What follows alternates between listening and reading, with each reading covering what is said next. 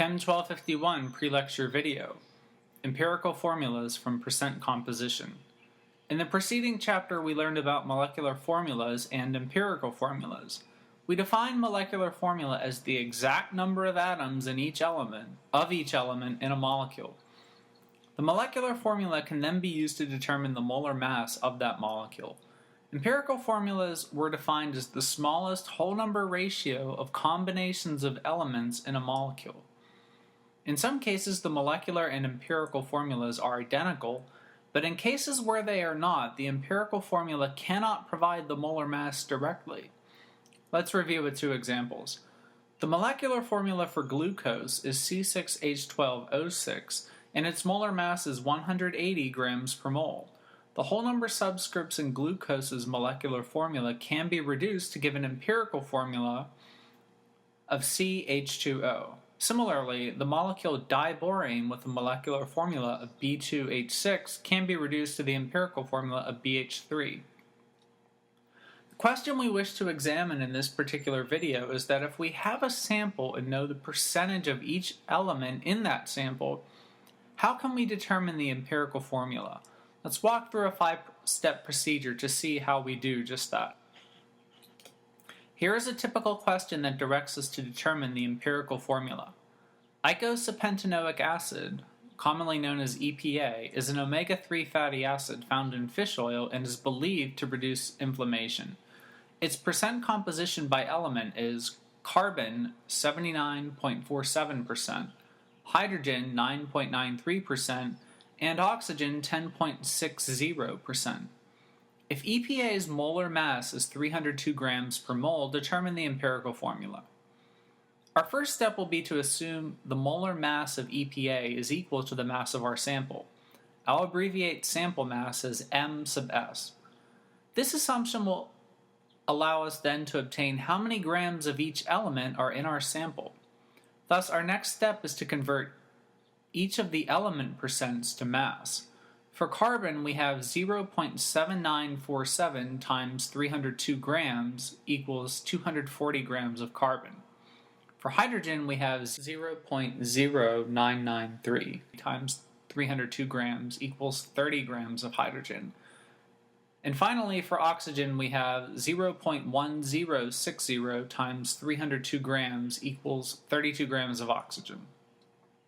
With these mass values in hand, let's now convert each of those masses to moles. 240 grams of carbon converts to 20 moles of carbon, 30 grams of hydrogen converts to 30 moles of hydrogen, and 32 grams of oxygen converts to 2 moles of oxygen. Notice that we use the 16 grams of oxygen for its molar mass. It is especially important to use this number and not 32 grams per mole because we are not talking about molecular oxygen. We want to use the elemental molar mass, that number that is found on the periodic table. Once we know the total number of moles of each element, we want to determine if these mole numbers can be reduced. We are trying to identify the greatest common factor to each of the 3 element mole amounts. In this case, the number is 2.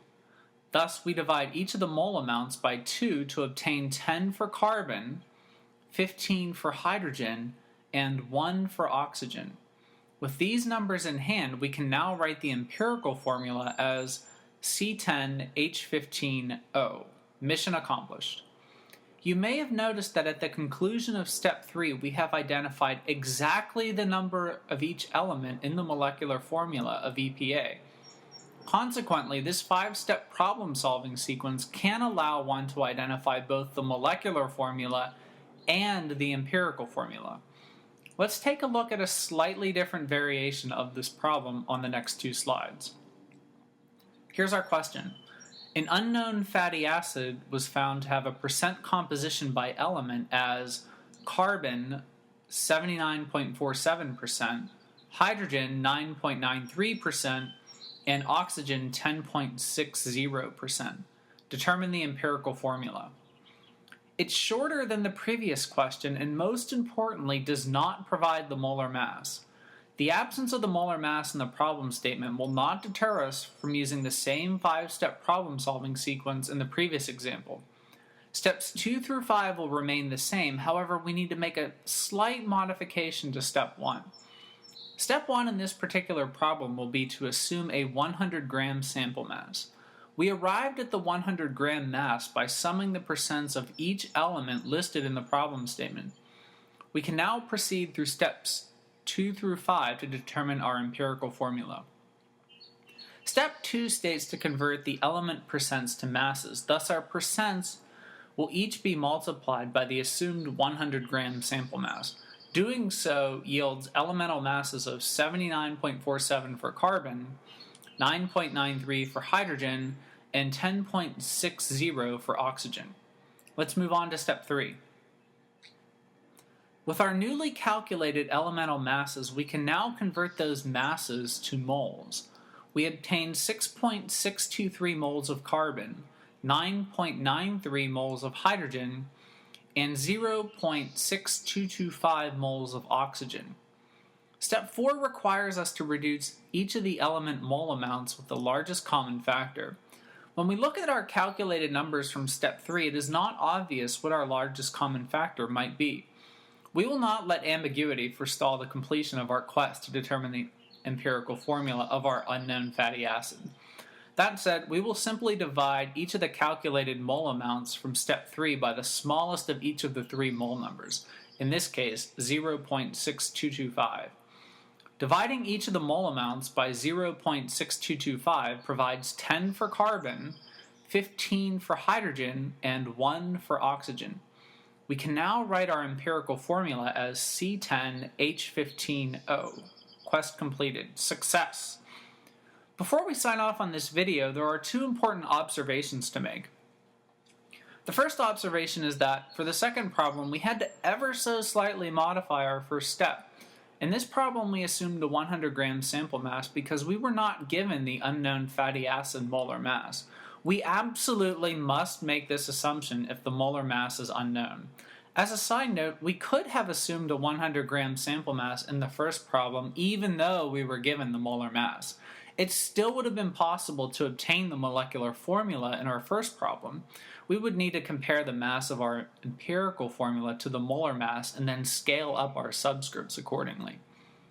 The second observation is that with respect to the second problem we looked at, it is not possible to state with absolute certainty the unknown fatty acid molecular formula. We do not have enough information in the problem statement. If you choose to look up the molecular structures of fatty acids, you will invariably find that fatty acids contain 2 oxygen atoms. The acid component of the fatty acid refers to the carboxylic acid functional group of CO2H. Thus, one can make a fairly reasonable postulation that, with respect to the second problem statement, the molecular formula could be C20H30O2.